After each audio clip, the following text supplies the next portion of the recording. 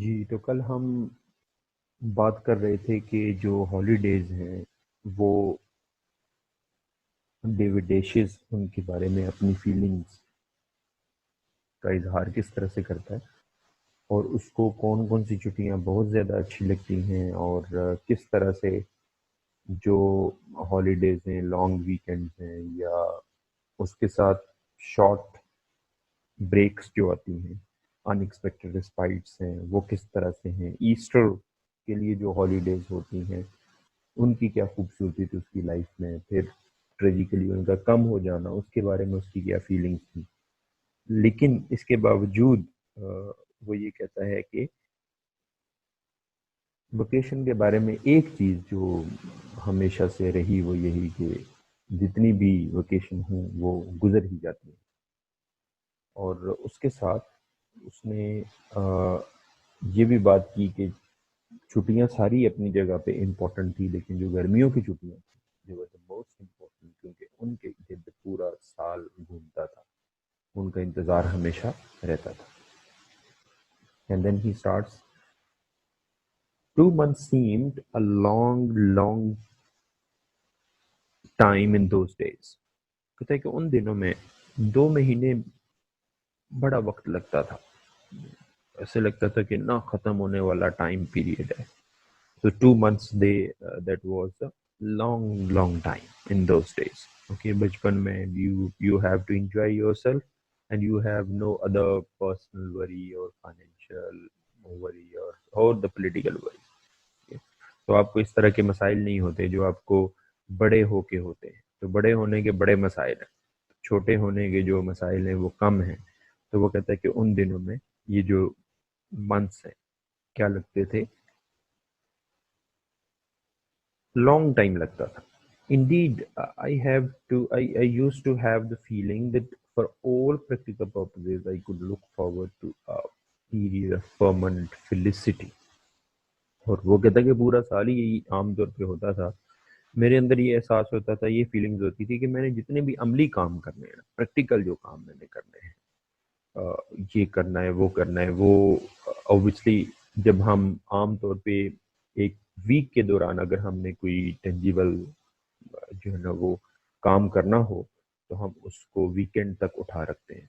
तो इसी तरह से वो क्या कहता है कि वो कहता है कि प्रैक्टिकल पर्पसेस के लिए मैं हमेशा यही सोचता था कि जब गर्मियों की छुट्टियां आएंगी ना, समर वेकेशन आएंगी, तो मैं वो काम करूँ।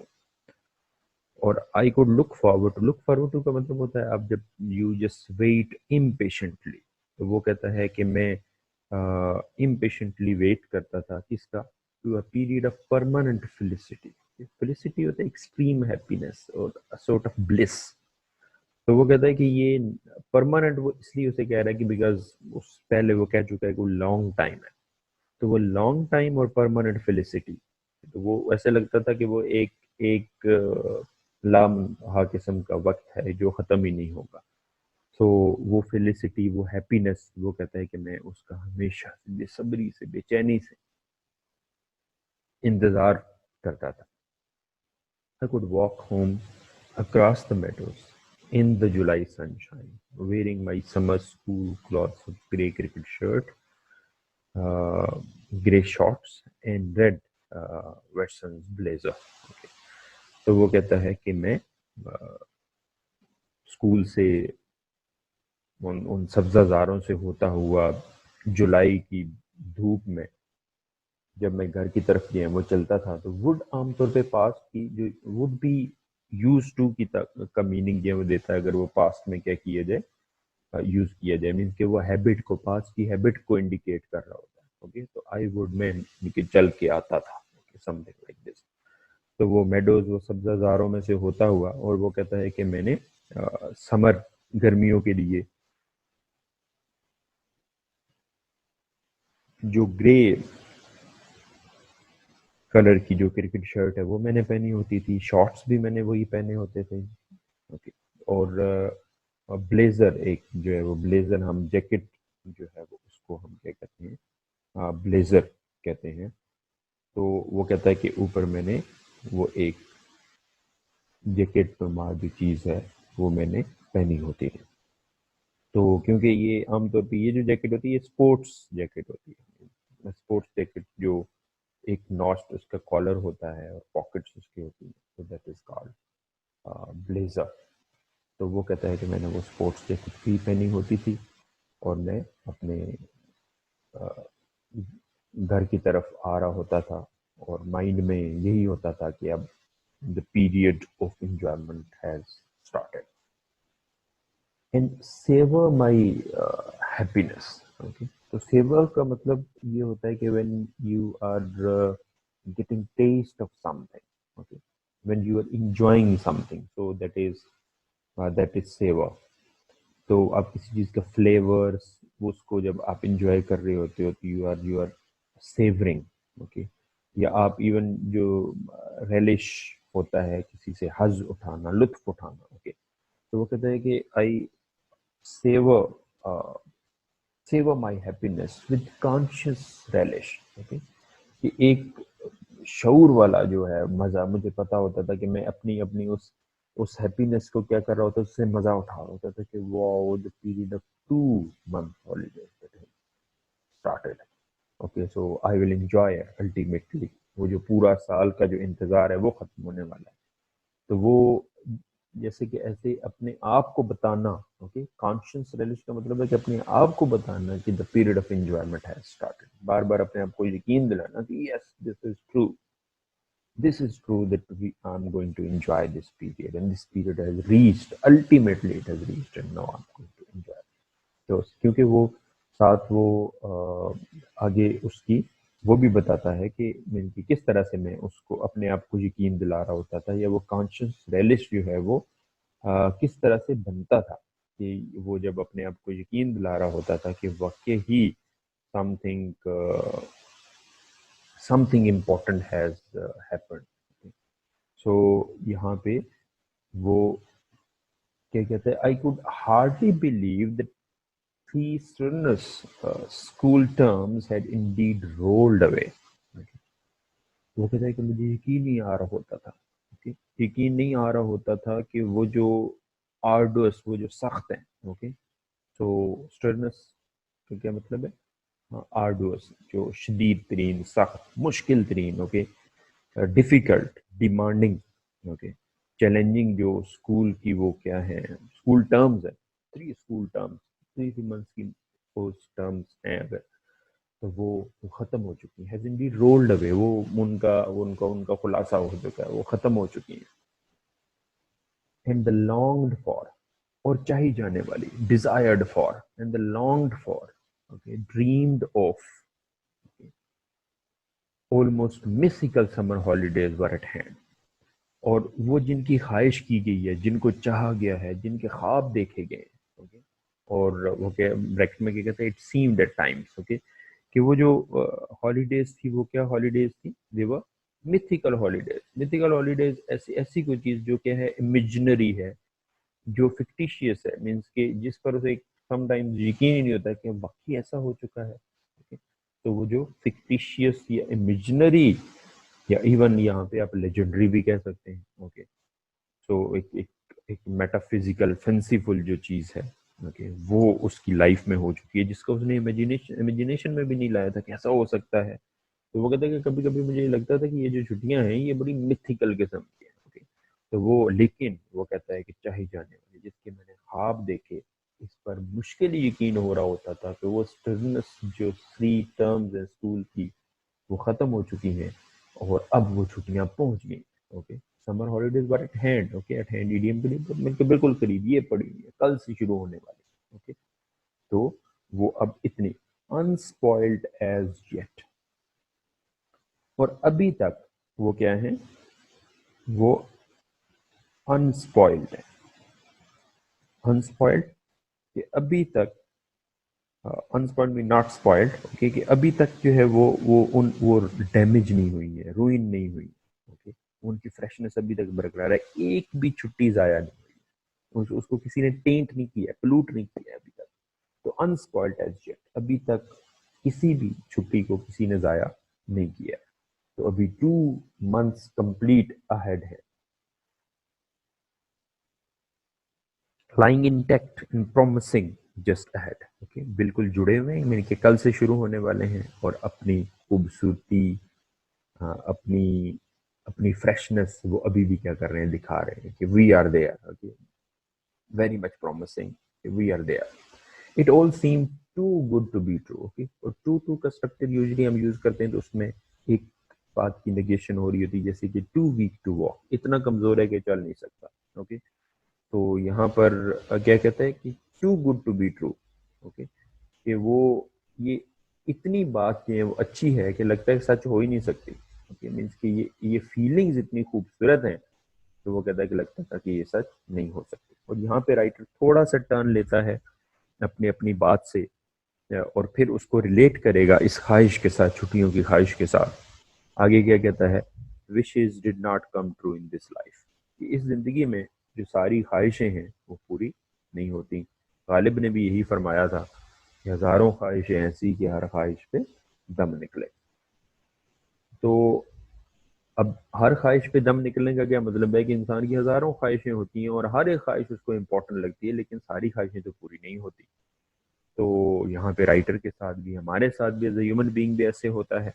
सो I knew that all my early childhood, वो कहते सारी ख्वाहिशें तो जिंदगी में पूरी नहीं होती, क्योंकि वो कहता मुझे ये पता था कि बचपन, जो इब्तदाई मेरे बचपन के दिन थे, I long desperately for a tricycle.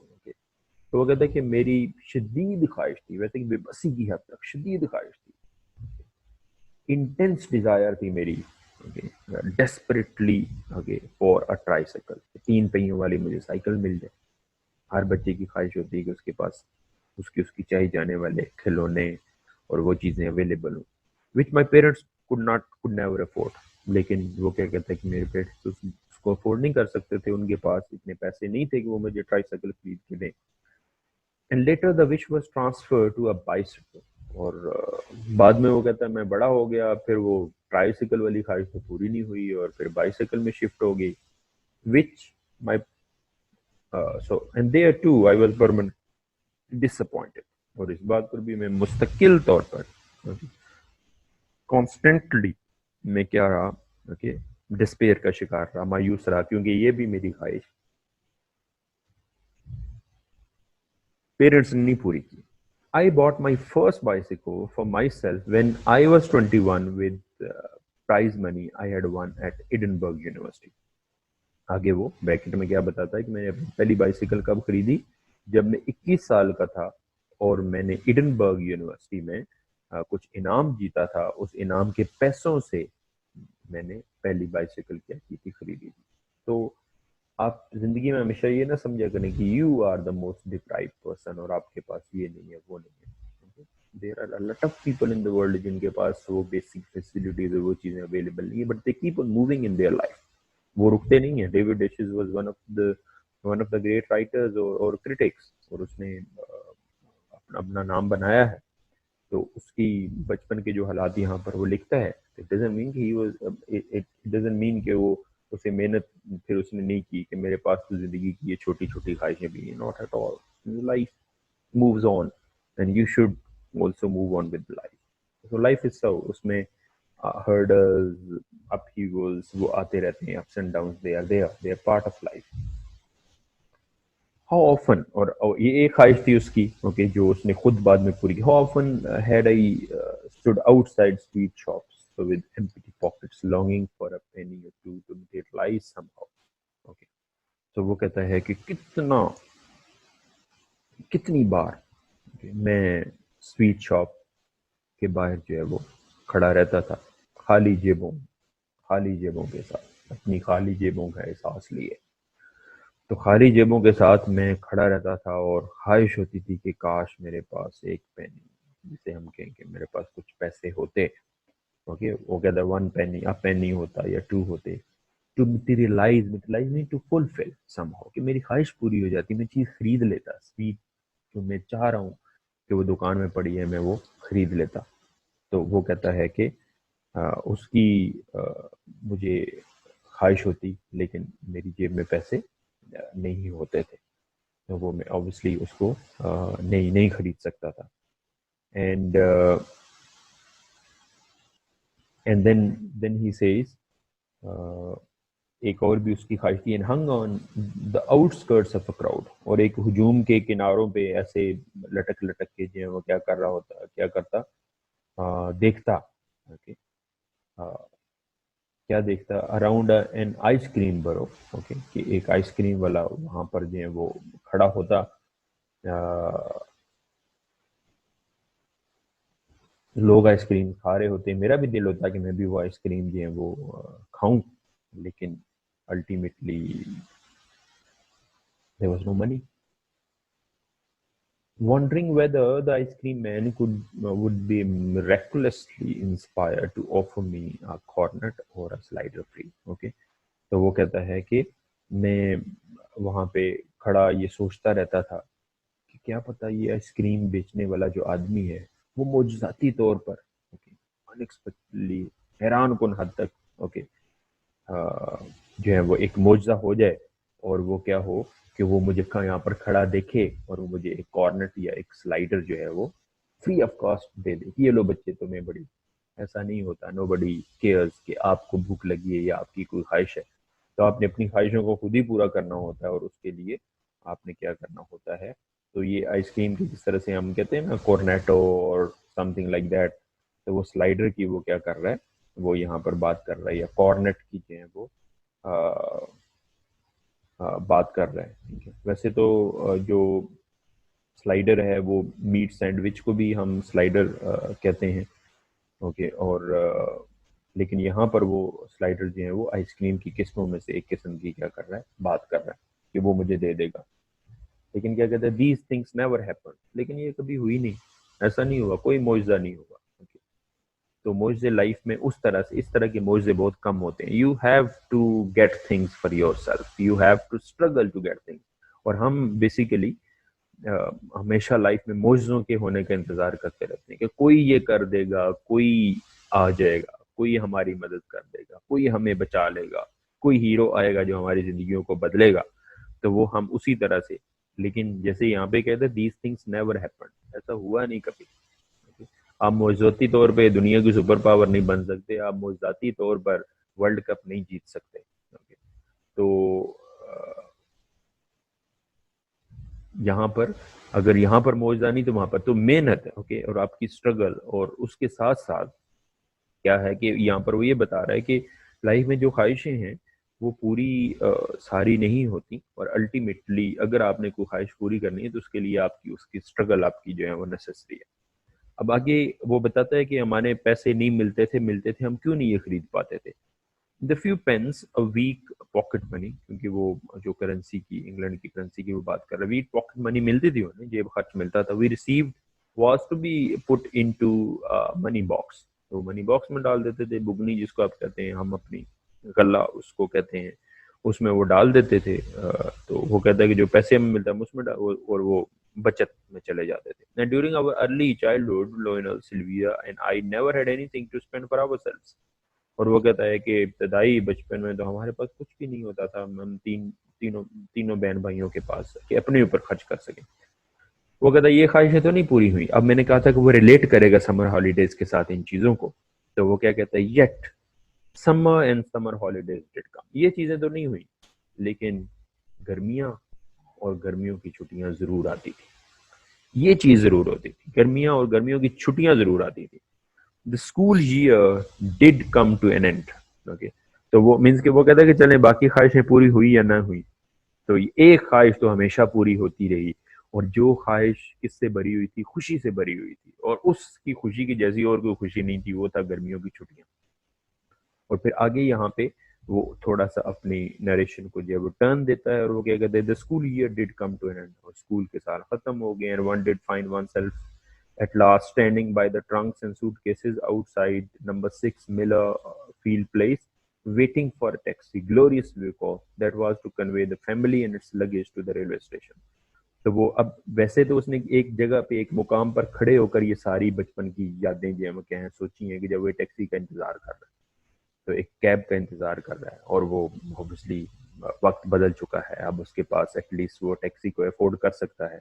तो वो कहता है कि मैं अपने आप को पाता हूँ, या वो अपने लिए वो न्यूट्रल जेंडर यूज करता है, वन का वर्ड यूज करता है कि जो खड़ा है ट्रंक्स के पास, सूट केसेस के पास खड़ा है outside number 6 Miller field place, और वो जगह का नाम है, और वो टैक्सी एक ग्लोरियस शानदार गाड़ी है, उसका वो इंतजार कर रहा है, जिसमें उसकी फैमिली और उसके लगेज को, उसके साथ साथ सामान को रेलवे स्टेशन पे क्या करना है, मुंतकिल करना है।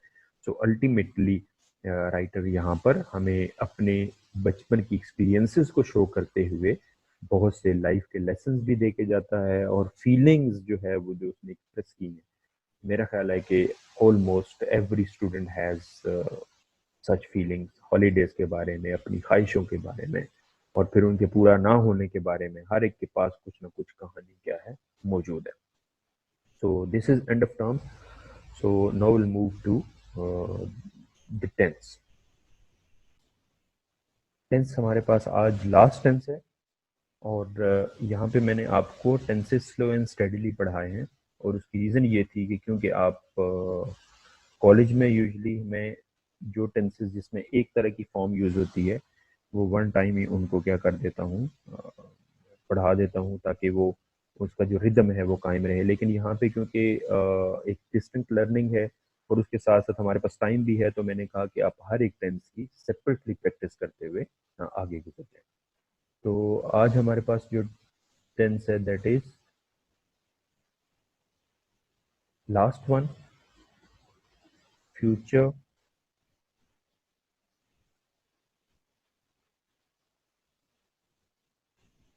Perfect continuous.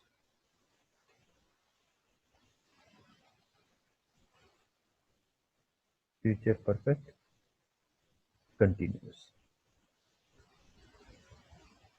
ओके बेटा, इसमें जैसे मैंने आपको पहले बताया कि जो आपके पास परफेक्ट कंटिन्यूस है उसमें आपने क्या करना है, उसमें आपने जो फॉर्म लगानी है वो फर्स्ट फॉर्म में और आएंगे, ये तीनों के साथ चेंज क्या होगा, helping verb has been, have been, had been और will have been, shall have been. Okay, will have और शैल हैव बीन सर्टेनली वो फ्यूचर में आएगा, हैड बीन पास्ट में हमने लगाया, और हैज बीन और have been nothing new. Okay, वो टाइम का जो सिंस और फॉर का जो यूज है वो भी वैसे ही है। ओके, तो subject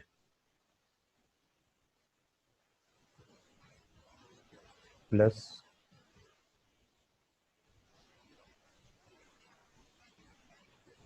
will have been, and shall have been, और shall का यूज उसी तरह से होगा कि आई और वी के साथ आप shall यूज करेंगे, प्लस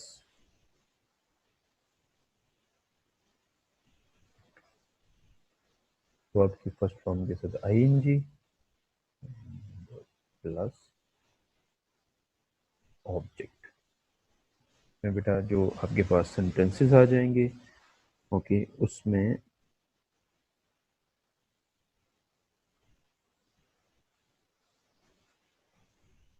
हम लिखेंगे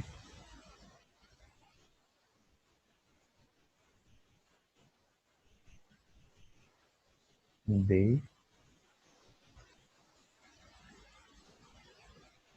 they will have been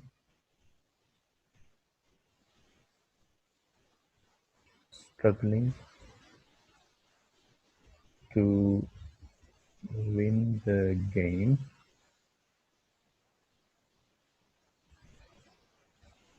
since morning। वो सुबह से गेम जीतने की या मैच जीतने की कोशिश करते रहे होंगे या कर रहे होंगे, करते रहे होंगे। टाइम की मेंशनिंग तो यहाँ पर ऑलरेडी है। Okay, so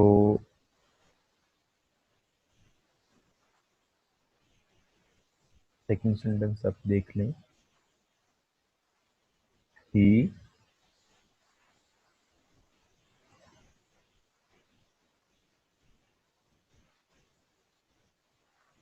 he will have been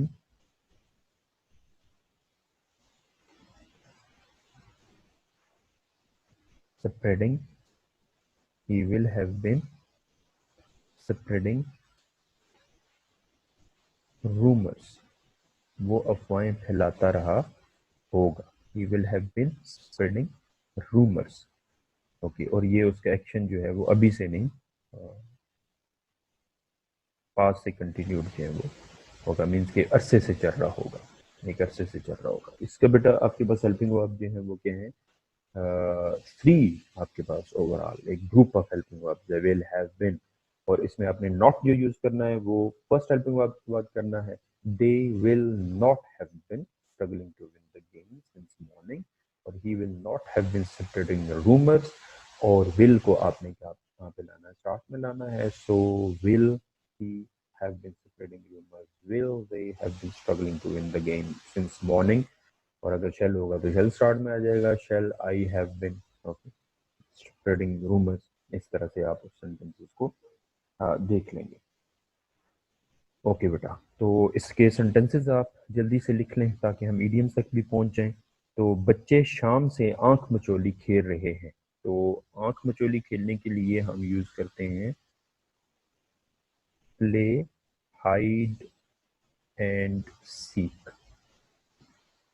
play, hide and seek, आंख मचोली खेलना। नेक्स्ट बेटा आपके पास आ जाएगा सेंटेंस, वो मेरी अदम मौजूदगी को महसूस करते रहे होंगे। तो अदम मौजूदगी के लिए हम क्या यूज करते हैं, अब्सेंस का वर्ड यूज करते हैं। वो मेरी अदम मौजूदगी को महसूस करते रहे होंगे। नेक्स्ट बेटा, वो अपने मुल्क के दिफा के लिए लड़ते रहे होंगे। ओके, वो अपने मुल्क के दिफा के लिए लड़ते रहे होंगे। और दिफा के लिए आप डिफेंस का वर्ड यूज करेंगे।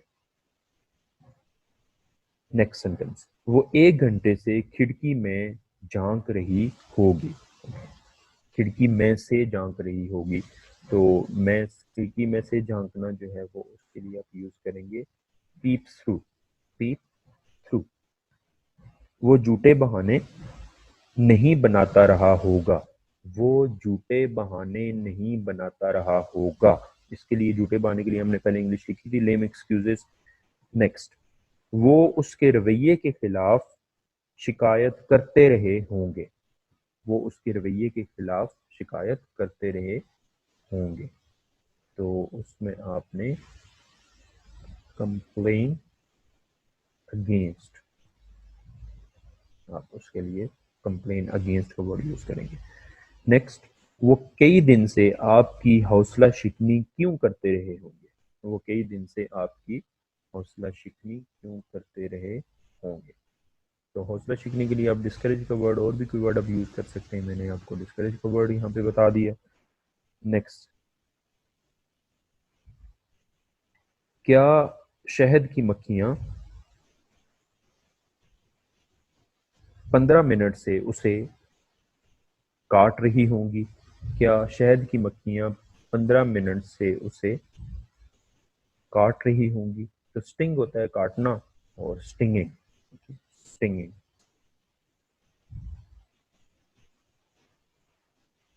नेक्स्ट, क्या वो मजमून निगारी के मुकाबले में हिस्सा नहीं लेती रही होगी।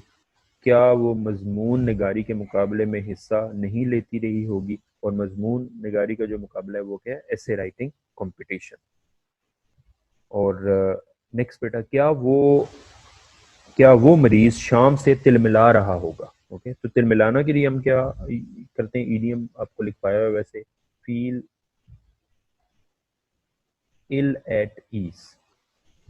Feel ill at ease, feeling ill at ease उसकी जगह पे आ जाएगा। और मजदूर, नेक्स्ट सेंटेंस, मजदूर अपने हुकूक के हुसूल के लिए काफ़ी अरसे से जिद्दोजहद कर रहे हैं। तो जिद्दोजहद के लिए स्ट्रगल, स्ट्राइव भी आप यूज कर सकते हैं, स्ट्राइव। ओके, ये आपके पास जो डिफिकल्ट वर्ड्स हैं वो आगे स्ट्राइव या स्ट्रगल आप दोनों उसमें यूज कर सकते हैं।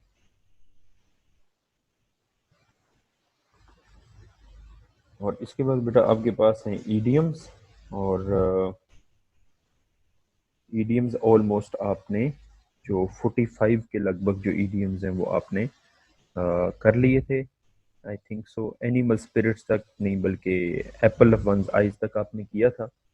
और उसके बाद आप लिखें बेटा बैक आउट, ये ईडीएम है, इम्पोर्टेंट है, यूज होता है काफी जगहों पे। बैक आउट का मतलब होता है वादे से, अपनी बात से फिर जाना, that is back out. So he backed out of his promise, he backed out of his promise. Next जो ईडीएम है that is bad blood. Bad blood हम एनिमिटी के लिए यूज करते हैं, दुश्मनी के लिए यूज करते हैं, bad blood. Okay, bad blood means के खून में कुछ रंजिश पैदा हो जाना, या इनके खून खराब हो जाना मीन दुश्मनी या रंजिश पैदा हो जाना। Do not create bad blood between two friends or two brothers. Do not create bad blood between two friends or two brothers. Next beta है bag and baggage. Bag and baggage. Bag and baggage का मतलब है बोरियां बिस्तर समेत। So he left the city bag and baggage. आपने इसके साथ with preposition नहीं यूज करने की। He left the city with bag and baggage. No, he left the city bag and baggage. बोरियां बिस्तर समेत, उसमें with की मीनिंग ऑटोमेटिकली इंक्लूडेड है। और नेक्स्ट बेटा ईडीएम है cut to the quick. Cut to the quick, cut to the quick जो है वो आमतौर पे यूज करते हैं किसी को जो शदीद सदमा होता है या रंज होता है उसके लिए। तो he was cut to the quick when his friend accused him of theft. He was cut to the quick when his friend accused him of theft. And next बेटा जो आपके पास ईडीएम है that is be taken aback. Be taken aback, हैरान हो जाना, शशदर हो जाना। I was taken aback to see my friend among the thieves या among my enemies. I was taken aback to see my friends among my enemies, या I was taken aback to see my friend among the thieves. ये आप इसके लिए use कर सकते हैं। सो that is all for today. हमने and of term lesson को खत्म किया, हमने फ्यूचर परफेक्ट कंटिन्यूस का फार्मूला स्ट्रक्चर लिखा, उस पर आपको मैंने सेंटेंसेस लिखवाए, और साथ आपके 5 इडियम्स, ऑलमोस्ट आपके 50 इडियम्स हो चुके हैं। So I hope you have enjoyed the lecture.